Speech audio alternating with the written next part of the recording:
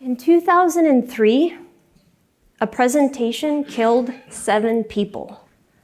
What in the world is she talking about? In 2003, the Columbia Space Shuttle launched. And as it rose to 28,000 kilometers per hour, a piece of spray-on foam broke off and slammed into the left wing. How much damage was there? Could that shuttle re-enter the atmosphere safely? Now, of course, the NASA officials got together with the engineers to discuss this, and there was a PowerPoint deck. But from this conversation and the data provided, the NASA officials determined that the damage was not that great, and they went ahead with re-entry.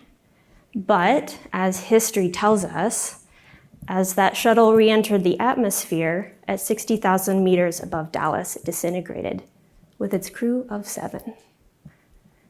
There are a lot of factors that go into a tragedy like this, and there are a lot of lessons to be learned. But there's one in particular that I want to talk about with you today, which is that how you choose to go about presenting your information makes a difference. It's almost as important as what you're trying to say. Now, what's this presentation I'm alluding to?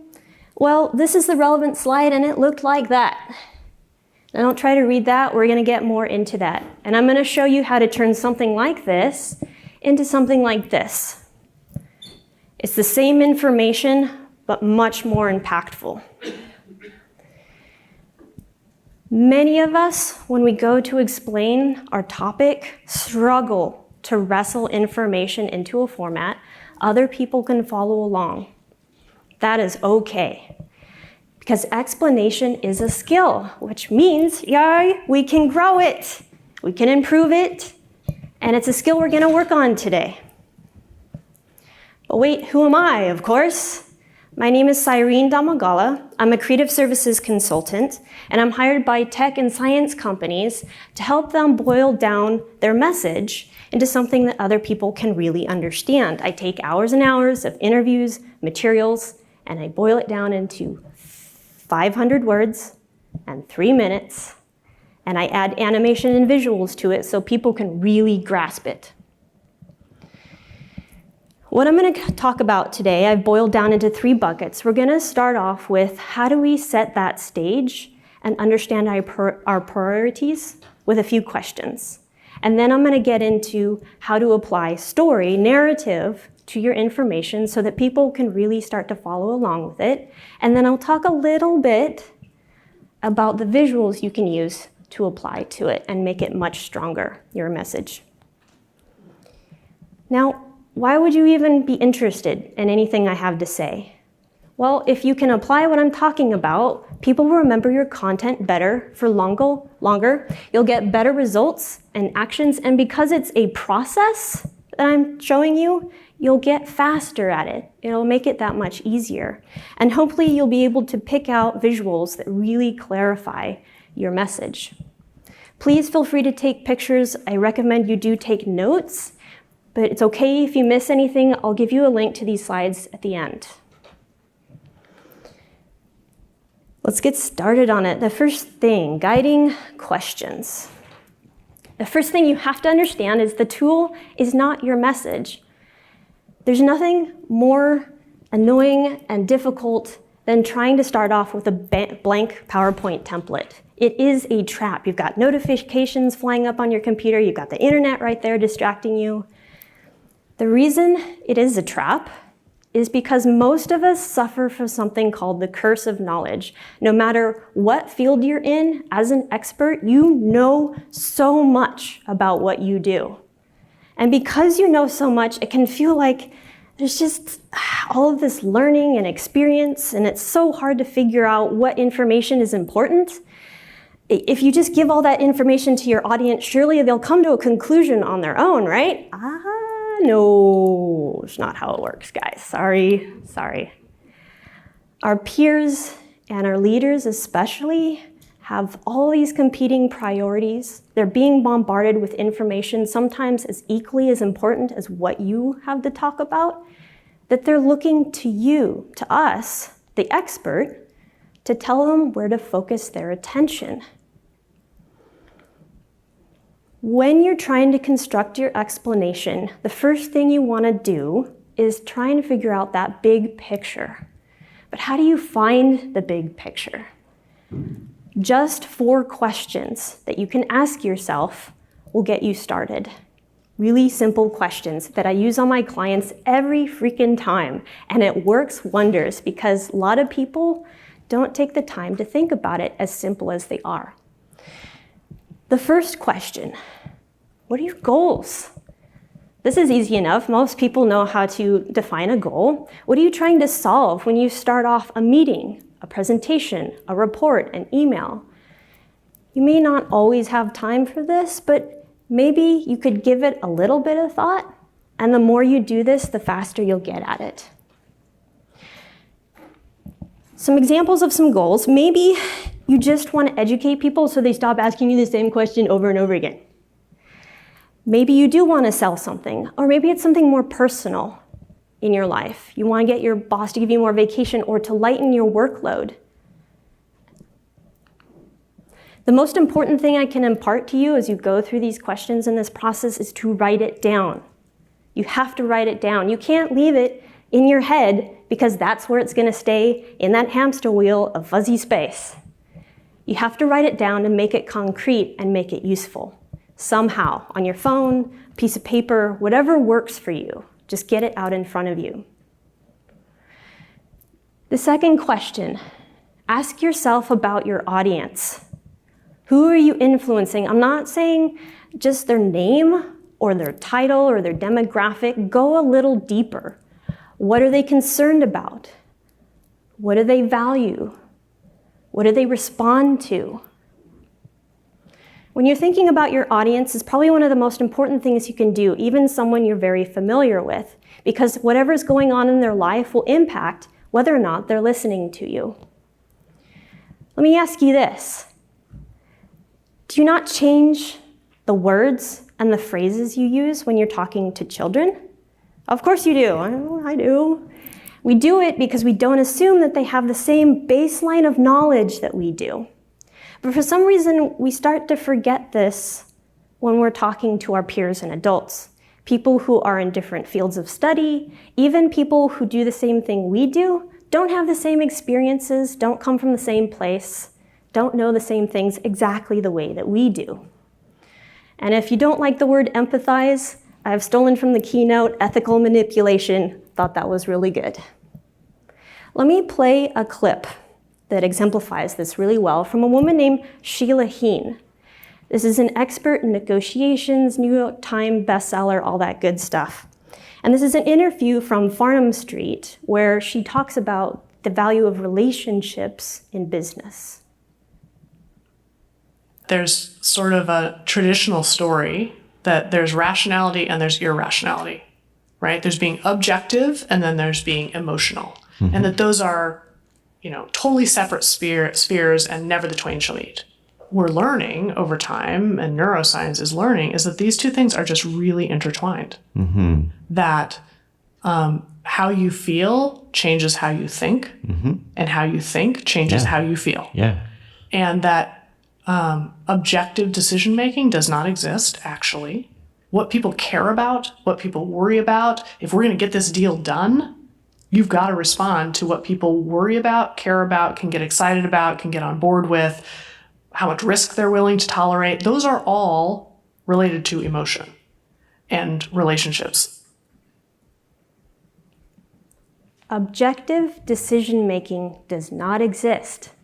Did you catch that? I'll come back to that. There's a deeper meaning that she was getting to. If you want to listen to the rest of that interview, the link is there at the bottom. I do really recommend that you do listen to it. It's a really great interview. She shares a lot of really interesting information. Once you've gone through your goals, you've thought a little bit about your audience, the next question you need to ask yourself is, what is your key message? It's a little throwback to your goals, but the key message is the torch. It's that one thing when you're done talking that your audience has to understand. And they're going to take that like a torch and run away from you, and you won't be able to clarify anymore. This will really help you set your direction, Be really clear about what you're trying to get across. Try and write it down in one succinct sentence. Just one sentence, not a rambling, run-on sentence. You may or may not share this explicitly when you go to present whatever it is you're doing, but because you have it in your head, or hopefully written down in front of you, you'll know what your point is, what you're trying to get across. And the last question, after goals, audience, key message, what is your call to action? What do you want people to do when they're done? And this is important because people love to be told what to do. It makes things easy. If you're teaching someone, if you're educating your peers on what's going on with your project, for example, give them a place where they can learn more, either a book or a link or a slide or something of that nature. If you're trying to influence people to make a decision, say, therefore, I hope you make decision X, or I recommend that we do ... And sometimes it's not about what your audience does. An action can also be about what you need. In order for me to get this project done or to solve this problem, I need you guys to give me these resources. That is also an action, and it creates those next steps that we all love so much. Now, theory's all well and good. Let's go through an example, because that's a lot easier to see how this gets applied. Let's go back to our space shuttle. Let's roll back time. We're all the engineers now, and we're going to talk to the NASA officials. We know that our audience are very smart people. They've got a really important decision to make. They want to know, can they bring those astronauts down safely in that shuttle? As the experts, the engineers, our goal is to give them the information to make a decision. Here's that slide. Let's imagine, don't read this at the moment, it's not too important. Let's try and think that this is the information we know. This is everything we know about the situation. How do we pull out the key message? Well, I pulled it out for you. It's actually down there at the bottom, and it's a convoluted sentence that basically says we don't have the correct data to tell you what to do. So if the key message there is we don't yet have the right data, what's the action? Well, if you don't have the data, you should go get the data, clearly. We recommend we get out there and inspect that wing, or whatever makes sense in this situation. If this is the only thing you have time to do when you're preparing an explanation, please do these 4 things. Ask these 4 questions of yourself. Figure out what your goals are to set priorities. Think about your audience. You can create that connection. If you don't acknowledge that relationship, your message might get lost. Think about that key message so you know what your direction is, and always explicitly state your call to action to maintain that momentum. And again, write it down. Very important part of the process to get it out in front of you. Before I go to the next section, I'm going to take a little plug at some processes to help get thoughts out of your head. Before you start structuring information, you have to have it out of your head and in front of you. Now, the 4 guiding questions will get you started with the big picture, but there's a lot of information floating around in your head. You can do mind mapping. You can write down your thoughts on stickies and rearrange them later. There's notes and lists, or if you're in a meeting, maybe just whiteboarding is good enough. This is a talk all in itself, so I'm not, as I said, not getting in it too much, but if you want to, you can look into any of these processes. So we've gone through the guiding questions. Let's talk about story structure. When we're crafting our explanations, we're trying to get from less understanding to greater understanding with our audience. However, the people like us, those in the tech field, very analytical types, tend to start here when we're explaining things. Here's all this stuff I did, and I did all this research, and I wrote all this code, and isn't it cool? And your audience is back over here going, what are we talking about? Why are you telling me this? I get this a lot. I come from a family of engineers, so I know how this goes.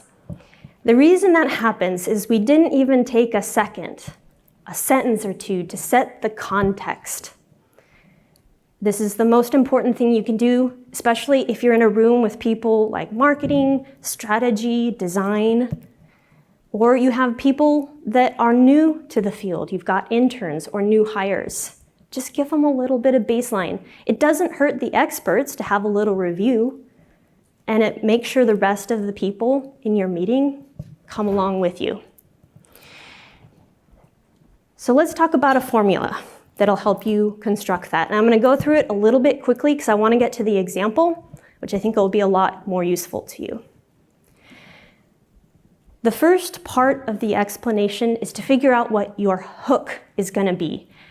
This is the emotional part that really has to come into play. It can be a short story, an anecdote, something surprising. Maybe it's just stating the problem or your key message right off the bat. Now you might be thinking, oh, emotion, just give me the facts. Just give me the facts. I don't need all that emotion stuff. Well, remember what Sheila Heen said about objective decision-making does not exist?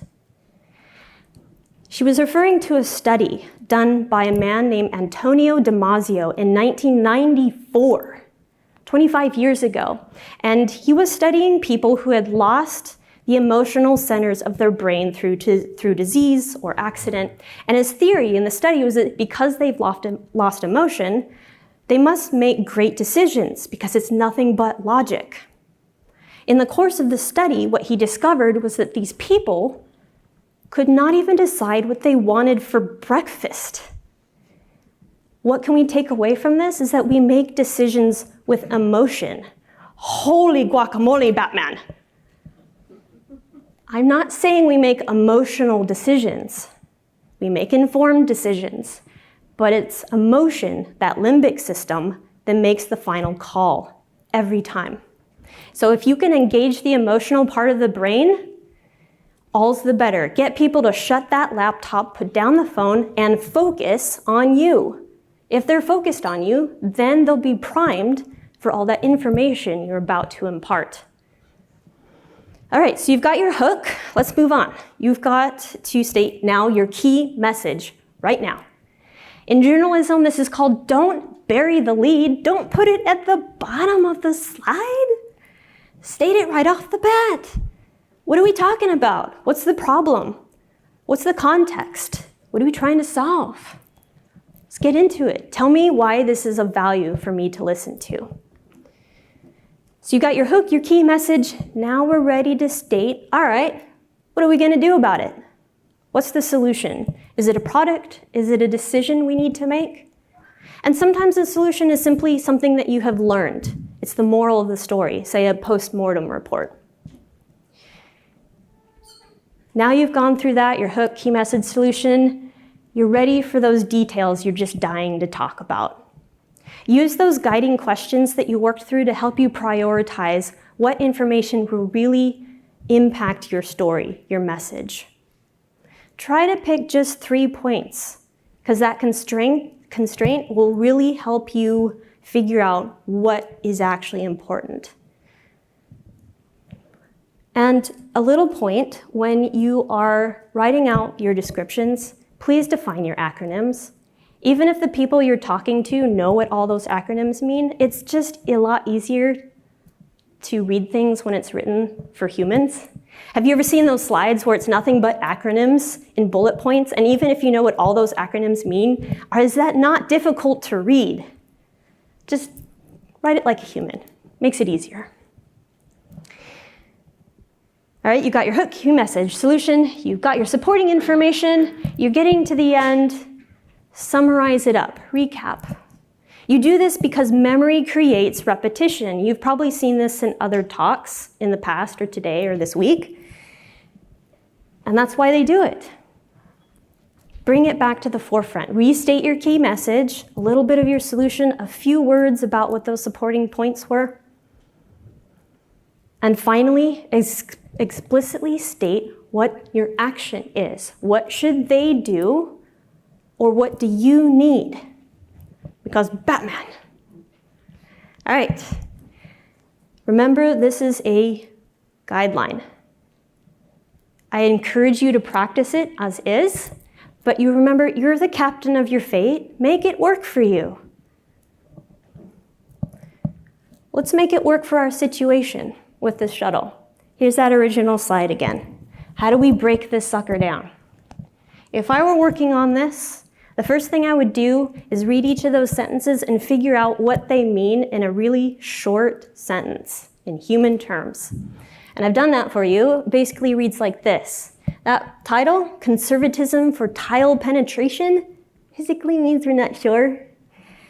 And that big chunk of text there in the middle, in essence says we looked at the data. Here's what we reviewed. And I'll go over each of those bullet points in a little bit later. And of course, that last sentence there, that key message, we don't have the right kind of data. We're not testing on the right numbers. So let's apply our structure to it. How does this start to work? In this case, our key message is our hook. It's really, really important, and it's surprising. We don't have the data to tell you if it's safe to bring that shuttle down. By golly. And that's all our audience really needs to understand to begin with. But then they're going to ask, what? Now, I can understand that stating something like this could be difficult for some people because we, as experts, want to come off as we know the answer. We don't want to say we don't know the answer. But remember, there are 7 people's lives in the balance here. You might not have that situation, but you do have a goal in mind. And there's no shame in saying, we don't have the data to tell you what the answer is. It's okay to be real, as they say. The solution in this case, now that we've got our key message, which is also our hook, is that we have a learning. We don't want to eliminate all of that data we reviewed. So that modeling software called Crater told us, in essence, that the damage is possible. Something could have happened in that instance. That's what happened. Well, how do we know that? Well, we looked at the data, but what did it tell us exactly? So let's go through each of those little points. That first sentence, the modeling software overpredicted or overestimated the penetration of the tile. No, not really. It's not all that useful. I would say it's interesting, but it just muddies the water. And if it's not a critical error, let's not talk about that. What about that next one? It takes a lot of energy for a piece of spray-on foam to break a tile on a wing. Yeah. And it was also strapped to a rocket going 600 miles per hour. I would say there's a lot of energy going on there. Not that useful. The next bit. It's possible that it could have caused damage. All right, that could be useful. And the next one, lots of damage if the tile is broken. Also important to know. It's possible even with a small piece. And there's that little bit down at the bottom that says by about 600 times. That was, the line said we're testing against 3 cubic units versus the 1900 cubic units that hit the shuttle. So it's a discrepancy of 600 times. So let's rejigger this a little bit, make it sound a little more professional. And it looks like this. Even a small piece of foam can cause severe damage, and the foam that impacted the shuttle was 600 times bigger than what we're testing with. Same information, a whole lot more succinct and easier to understand. Now we're ready to summarize. We don't have the right data, the damage is possible, and the thing that hit the shuttle was a lot bigger than what we're working with. Now you might be interested to know that this one slide was actually part of a 28-slide presentation in 2003. So absolutely, when they got to the end of that presentation, recap what you said in this slide. We don't have that information. We need those astronauts to get out there. And lastly, that call to action, of course. Here's what we do know. Now we need to get out there and get some more information. Inspect that wing. If you're struggling to go through this process of applying the structure, that's okay. I struggle with it too, and I do it all the time. I get paid to do it. The trick is to give it your best shot and then take it to someone you trust. A peer, a mentor, a family member. I test it on my brother all the time. Very useful, because he's also an engineer. And this works because when you're getting someone's feedback, you're getting someone else's perspective. And you're getting it out of your head. Again, very important. Don't try to defend what you've created when they're giving you feedback. Just listen to what they have to say. Do they understand the key message? Can they regurgitate it to you without you explaining it to them? Do they understand what they're supposed to do with the action? Are they following along with you? And you can take or leave what they say. That's up to you. You're the captain, remember? But get that feedback so you can get a message that's even stronger. So, to eat my own dog food, as they say, to craft a message with the time that you have, with the people you're with,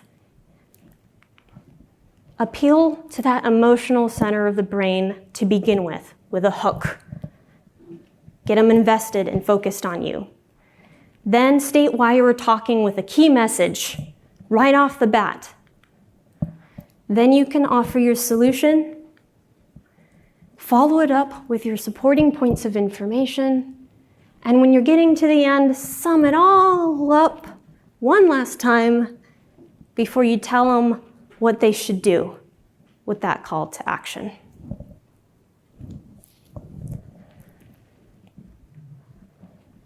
We've gone through our guiding questions. We've gone through the structure.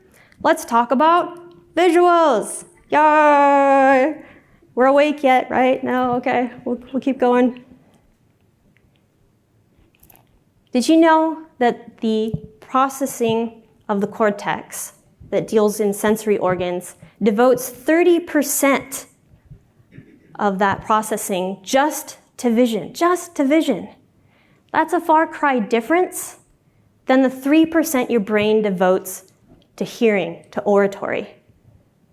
And you can process an image in just 13 milliseconds. That means in 13 milliseconds, you knew that was a picture of eyes.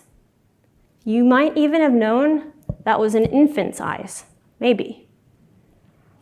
And that's why it's so useful for things to be visual.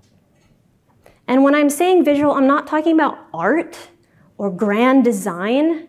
Yes, something nicely formatted can give you a nice boost in credibility or make things easier to read, but that's not what I'm talking about here. Just as you are using the structure to clean up your message and make it succinct, that is also what we're trying to do with visuals. We're trying to cut through all that clutter to get that something that is simple. We're looking for clarity. Think about it like you're giving someone a multi-turn direction. And you're like, turn left here at the Walgreens and then right over here and then go around that roundabout, and the person's looking at you going, wait, where do I turn? Go back. So you bring up your phone and you point to where you're telling them to go as you explain it.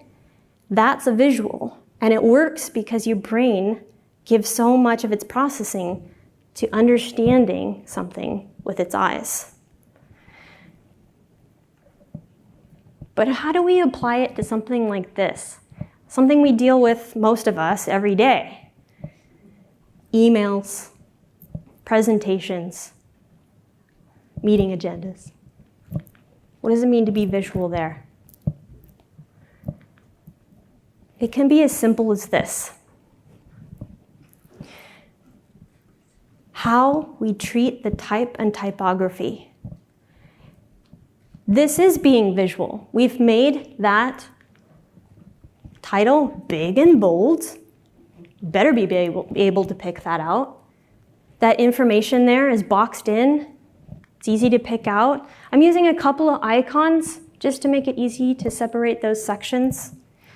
I'm using alignment to make sure your eyes can understand the different sections, and I'm using an alarming shade of red so that you can pick out that key message. If this is all you have time to do, this is enough. This is being visual. Even when you're writing an email, break apart your points, ask the question, and then talk about all those details that you're trying to get at, so that people actually maybe respond to your email in a timely fashion. But let's think, well, wait, we've got more time. How could we actually use some images to boost this? How do we actually tell a visual story, or visual storytelling, as we call it? Well, the reason we're having a conversation about this shuttle is we have footage. We saw something hit that wing. So if I were trying to come up with some visual, I'd start with a screen cap of that. Let's start telling a story about what happened so we can talk about what to do about it. And that thing that struck the shuttle, spray-on foam, what is that exactly? What are we talking about here? Well, we're smart, we're engineers, we can figure this out. And it turns out that thing that struck the shuttle is a piece of spray-on foam about as big as somebody's arm. And interestingly, has the density and weight of fresh baked bread. Now that's a little bit silly, I understand, but I'm making a point here. Most people understand what fresh baked bread feels like, weighs like. They have a guttural reaction to it. It's a part of their lives a lot more than spray-on foam. So let's use that as an example. A piece of fresh baked bread as big as somebody's arm broke off that rocket and slammed into the left wing of the shuttle at 530 miles per hour. And to make sure you know exactly where on that shuttle I'm talking about, I'm just going to use a simple little line drawing and a few simple shapes so that you can see it. This is not the most beautiful visualization on the planet, but that's all right. We're telling a story here. This is enough to get your point across so that you can talk about what to do about it with all that messaging that you've just crafted. Of course, photographs are not going to work all the time. You need to use flow charts, diagrams, charts and graphs, all that good stuff. Think back to the picture of the eyes. I only showed you vision and hearing when I pulled out the sensory organs. I didn't talk about all the other sensory organs you've got because that's not important. It's not important to my message. It would just clutter up the field. Think about all the visuals you've been seeing over the past few days. Which ones worked? Which ones didn't? The simpler you can make your visuals or slow them down, just show one piece of a flow chart at a time, pull out one piece of data, the more on track people are going to be when you're discussing a topic. You're trying to get to clarity. Remember, always. Simplest, least amount of information. You can always have that information in your back pocket, in some slide somewhere down there. If people actually want to know, you can bring it up in front of you. But don't let them rat hole on it to begin with. Sweet. We've gone through all the content. Now it comes to you guys. Everything I've talked about today is only useful if you do something with it, which means you have to practice using it. If it's the only thing you have time to do, 10 or 20 minutes, think about those 4 questions. What are you trying to achieve? What's your goal here? Who are you going to talk to? What's going on with them? What do they respond to? Who's your audience? Think about that one message you want to get across in that conversation, in that meeting, in that email. And then the action. What do you want people to do? Ask a question, set a date. Anything. But if you have a little bit of time, go through that narrative structure, that story format I shared with you, And remember to evoke people's emotions. It'll get people listening. Use it to cut to the point and make your message really memorable. Any story has a start, a middle, and an end. And if you have even a little more time, figure out how to turn all that writing into something people can grasp like that, with a visual. Choose things that accentuate the message you've worked so hard on crafting, that reinforce it without cluttering up what you're trying to say. Imagine the difference it could have made if that slide we worked on today was what was shown in 2003 versus what had been shown. We will never know, but it could have. It could have. And I hope you don't have life or death situations at work most days, but you do have critical things you're trying to get done, of course. So I implore you to imagine how this could fit into your work, into your everyday work. Better communication is good for everyone. And because you've worked on your explanation skills today, you might just be a better communicator too. Thank you for listening. Obligatory slide, please do rate this session. I can't get better at this content. I can't know if I gave you what you wanted if you don't tell me. Please rate the session. And again, there's the link to the slides there in that corner after a very short survey, very easy. My name is Cyrene Domogalla. Thank you for attending.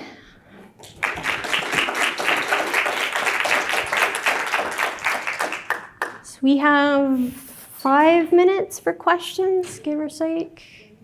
Sure. Okay.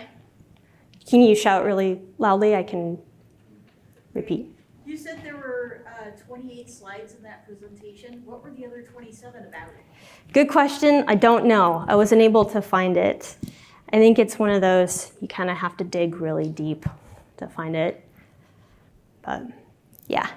I have a question. How do you make sure you're not coming across as condescending if you're using such reductionary images to people that, you know, the engineers at NASA, like, they might not appreciate seeing a piece of bread. Like, I agree, it's awesome, but, like, how can you make sure the message isn't coming across as dumbing it down, so to speak? Yeah, I understand.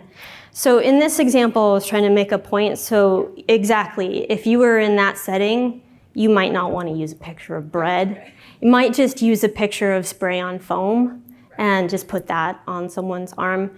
Again, consider your audience. This goes back to what do they really respond to? Because you know your environment best. You know the people you work with best. So if you can think about what would they respond to and really get them to create an action, that's the best way you can do it. Does that answer your question? Okay. Any other questions? Last chance. Well, if you have any questions, you change your mind, I'll be drifting around. Feel free to come up and ask me afterward or out in the hall or anything like that. Alrighty, all right, I'll let you guys go. Thanks for coming.